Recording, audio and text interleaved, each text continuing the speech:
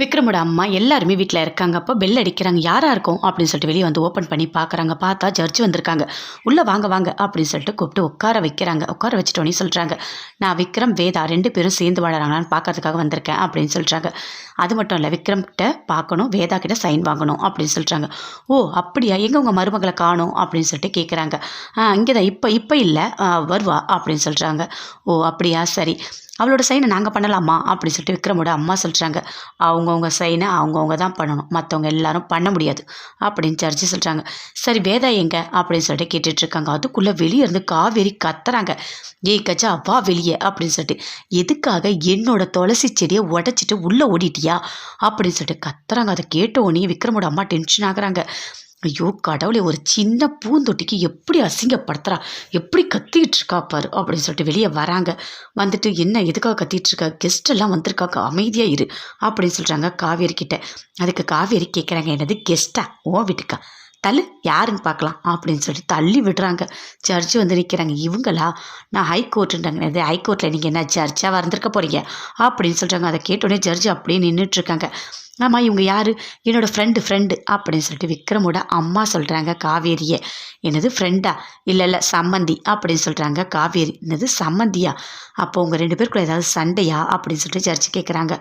இல்லை சண்டைலாம் எதுவுமே இல்லை. சரி வேதா எங்க, உன்னோட மருமக உன் வீட்டில் தான் இருக்கணும், எதுக்காக அவங்க அம்மா வீட்டில் இருக்கா அப்படின்னு சொல்லிட்டு ஜட்ஜு கேட்குறாங்க. அதெல்லாம் ஒன்றும் இல்லை அப்படின்னு பேசிக்கிட்டே இருக்காங்க. அதுக்குள்ளே வேதா தன்வியை கூட்டிகிட்டு உள்ளேருந்து வராங்க. வாங்க மேடம் வாங்க அப்படின்னு சொல்லிட்டு வேதா சொல்கிறாங்க. ஜட்ஜு, சும்மா நான் இங்கே அம்மா வீட்டுக்காக வந்தேன், உள்ளே வா கூட்டிகிட்டு வாங்க அத்தை அப்படின்னு சொல்கிறாங்க. உள்ளே வந்து உட்காடுறாங்க. நல்லா இருக்கியாம்மா, நல்லா இருக்கேன் அக்கா, நீங்கள் போய்ட்டு ஜூஸ் எடுத்துகிட்டு வரீங்களா அப்படின்னு சொல்லிட்டு நந்தினி கிட்ட சொல்கிறாங்க. கைலாஷ் அண்ணா நீங்கள் போய்ட்டு ஆல்பம் எடுத்துகிட்டு வாங்க, இவங்க பார்ப்பாங்க அப்படின்னு சொல்லிடுறாங்க. தன்வி நீயும் போமா அப்படின்னு சொல்கிறாங்க. சரி நீங்கள் இங்கே இருக்கணும், கண்டிப்பாக நீங்கள் லன்ச் சாப்பிட்டு தான் போகணும், வெஜ்ஜா நான்வெஜ்ஜா எல்லாமே நான் உங்களுக்கு சமைச்சு போடுறேன் அப்படின்னு வேதா சொல்கிறாங்க. சரிம்மா, நான் கண்டிப்பாக இருந்து சாப்பிட்டே போகிறேன் அப்படின்னு ஜட்ஜு சொல்கிறாங்க. நல்லா சாப்பிட்றாங்க. சாப்பிட்டுட்டு ரொம்ப சந்தோஷமாக பார்க்குறாங்க. நீங்கள் 2 பேரும் ஒழுங்காக தானே வாழறீங்க அப்படின்னு சொல்லிட்டு கேட்குறாங்க. ஆமாம் மேடம், நாங்கள் 2 பேரும் சந்தோஷமாக தான் இருக்கோம் அப்படின்னு சொல்கிறாங்க வேதா. அப்போ ஜட்ஜி கிளம்புறாங்க. சரி எல்லாரும் கூட போயிட்டு வரேன் அப்படின்னு சொல்கிறாங்க. இன்னொரு நாள் டைம் இருந்தால் கண்டிப்பாக வரேன் அப்படின்னு சொல்கிறாங்க. அதுக்கு விக்ரமோட அம்மா சொல்கிறாங்க, வராதிங்க அப்படின்னு சொல்லிட்டு. என்ன சொல்கிறீங்க, ஒன்றும் இல்லை பார்த்து போயிட்டு வாங்க அப்படின்னு சொல்கிறேன் அப்படின்னு சொல்கிறாங்க. காவேரி வெளியவே நின்றுட்டுருக்காங்க. வா வேதா அப்படின்னு சொல்கிறாங்க. அம்மா உள்ளே வாமா அப்படின்னு சொல்லிட்டு வேதா கூப்பிடுறாங்க. உள்ளே வரத்துக்கா, எதுக்கு நான் உள்ளே வரணும், உள்ளே வந்தால் வெளியே போன்னு சொல்லுவாங்க அப்படின்னு சொல்லிட்டு இருக்காங்க. சரின்னு சொல்லிட்டு கிளம்புறேன் அப்படின்னு சொல்லிட்டு சர்ச்சு கீழே வந்துட்டாங்க. பின்னாடியே விக்ரமும் வராரு.